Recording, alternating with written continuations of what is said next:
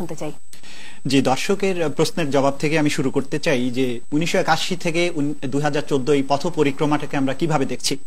তো এটা কিন্তু সহজেই অনুমেয় যে 1981 সালের সেই ঘটনাটি আমার জানা নেই, শাহরিয়ার সাহেব বললেন।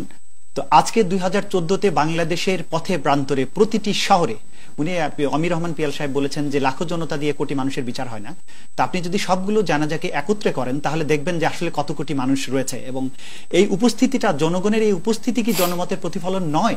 তাহলে যেটা শাহরিয়ার কবির সাহেব বললেন যে গণজাগরণ মঞ্চ ছিল এবং গণ আদালত ছিল, সেখানেও মানুষ ছিল, কিন্তু আপনারা দেখবেন যে একটা নির্দিষ্ট সময় পর্যন্ত কিন্তু তারা ছিল এবং পরবর্তী সময়ে এই জনমত কিন্তু ঘুরে গিয়েছে।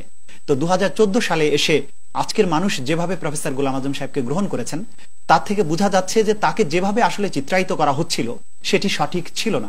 আজকে শাহরিয়ার কবির সাহেব বললেন যে রাজাকার মানে আসলে রাজাকার নয়, যে যারা বিরোধিতা করেছে সবাইকে আমরা একত্রে মনে করি।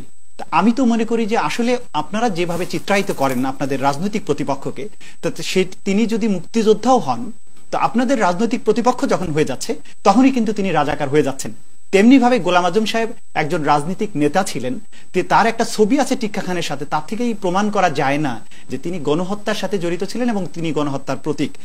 এই মেন্টালিটিটা কিন্তু আসলে হয়েছে আপনাদের থেকে। শাহরিয়ার কবির সাহেবরা যারা এই আন্দোলন করছেন এই জামাতের বিরুদ্ধে, তাদের এই মাইন্ডসেটটাই এরকম যে আপনাদের প্রতিপক্ষ যারাই হবেন তারা সবাই রাজাকার, এবং তাদের কোনো গণভিত্তি নেই। তাদের জানা যায় কোটি মানুষও যদি আসে সেটি জনমতের প্রতিফলন নয়। আমি তো মনে করি এইটা কোনো গণতান্ত্রিক চেতনা হতে পারে না। আরেকটা জিনিসের জবাব আমাকে দিতে হবে যে শাহরিয়ার কবির সাহেব বললেন যে গোলাম আজম সাহেবকে হসপিটাল রাখা হয়েছে, জেলখানায় কেন রাখা হয়নি, কেন এত মানবিক আচরণ করা হলো? ওনাকে রিমান্ডে নিয়ে অনেক টর্চার করেছিল 4 দলীয় জোট সরকার। যার উপরেই টর্চার হোক না কেন, শাহরিয়ার কবির সাহেবের উপর যদি টর্চার যেটা হয়েছে যদি হয়ে থাকে, আমি অবশ্যই এটা নিন্দা করি। এটা কখনোই কোনো স্বাধীন দেশে, গণতান্ত্রিক দেশে হওয়া উচিত নয়, হতে দেয়া যায় না।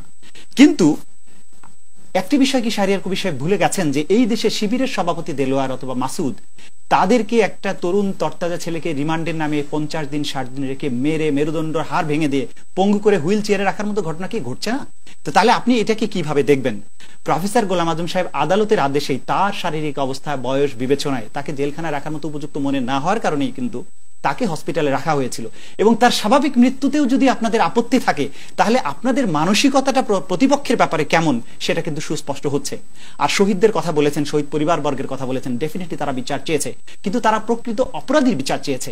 যারা 40 বছর ধরে যাদেরকে কেউ অপরাধী ট্রিট করলো না, আপনারা কয়েকজন ছাড়া, তাদের শাস্তি হওয়াতে শহীদ পরিবার খুশি হয়েছে, এটি বলার কিন্তু কোনো সুযোগ নেই।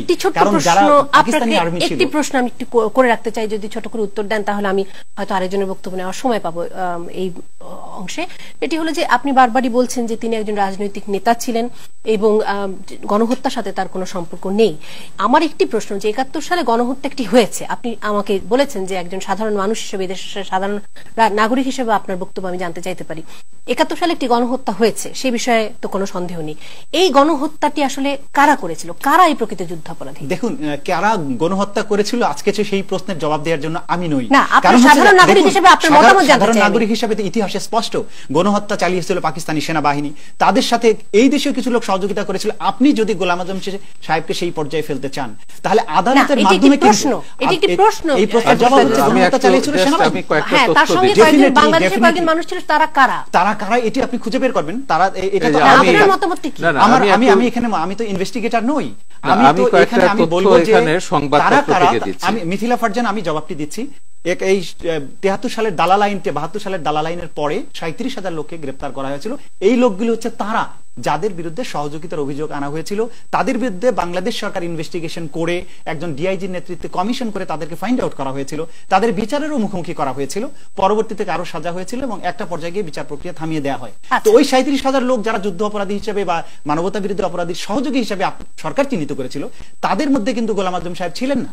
সুতরাং আপনি যদি আজকে এই 40 বছর পরে এসে যেহেতু রাজনৈতিক প্রতিপক্ষ হয়েছেন এবং তার দল একটি মারাত্মক গতিশীল দল হয়েছে, যদি আপনি তার মধ্যে ফেলতে চান, সেটা তো দুর্ভাগ্যজনক হবে। আমার মনে হয় আপনার বক্তব্য স্পষ্ট হয়েছে। অমির রহমান পিয়ালকে কিছু বলতে চান কিনা? আমি শাহরিয়ার কবির ওনার বক্তব্য শুনে নিই। আমি আসলে বলতে চাচ্ছিলাম যে গোলাম আজমের